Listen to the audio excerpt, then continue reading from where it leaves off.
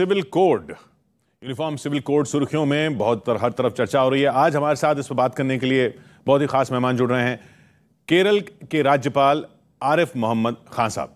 आरिफ साहब, स्वागत है आपका। धन्यवाद।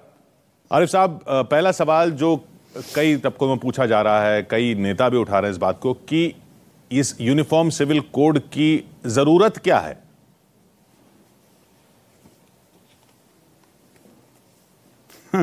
ये सवाल मेरे ख्याल से बहुत देर से उठाया जा रहा है।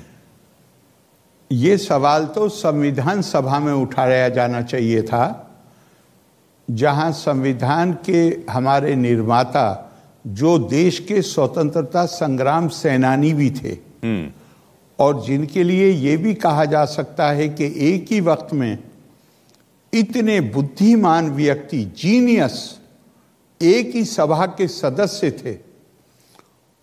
उन्होंने पूरी चीज पर खूब विचार विमर्श करके, ये ध्यान करके कि बहुत सारे काम जो अंग्रेजी सरकार ने किए थे इस देश में अंदरूनी बंटवारे को और ज्यादा गहरा करने के लिए, जिसके नतीजे में देश का बंटवारा हुआ, उन सारे बातों को उन्होंने ध्यान में रख के ये नीति निर्देशक सिद्धांत सुप्रीम हमारे संविधान में उन्होंने इसका प्रावधान किया था। ये सवाल तो उनसे पूछा जाना चाहिए था। वो लोग जिन्होंने उस संविधान की शपथ ली है, उस संविधान को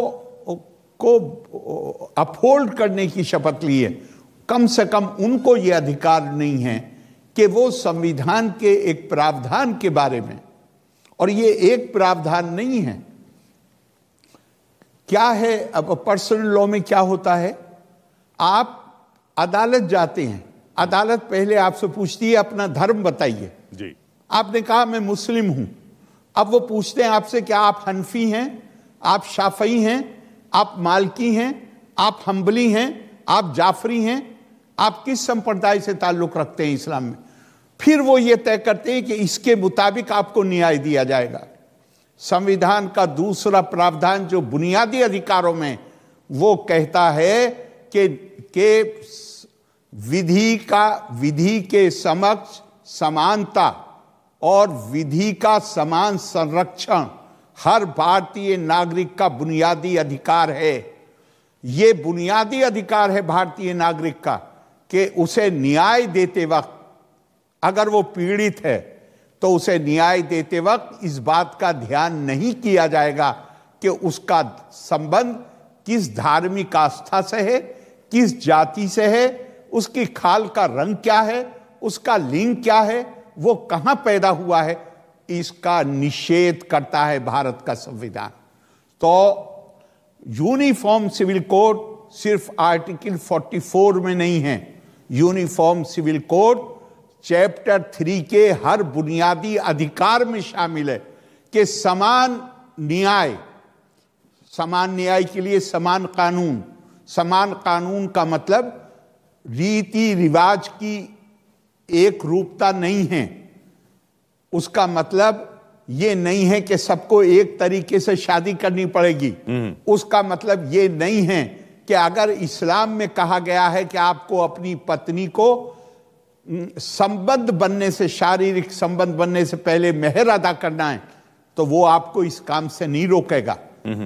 एक ही चीज है उसमें कि न्याय की समानता होनी चाहिए। जब कोई भी व्यक्ति, कोई नागरिक अदालत में जाए तो उससे ये नहीं पूछा जाना चाहिए कि तुम्हारी धार्मिक आस्था क्या है या उस धर्म विशेष में तुम्हारा संबंध किस संप्रदाय से है।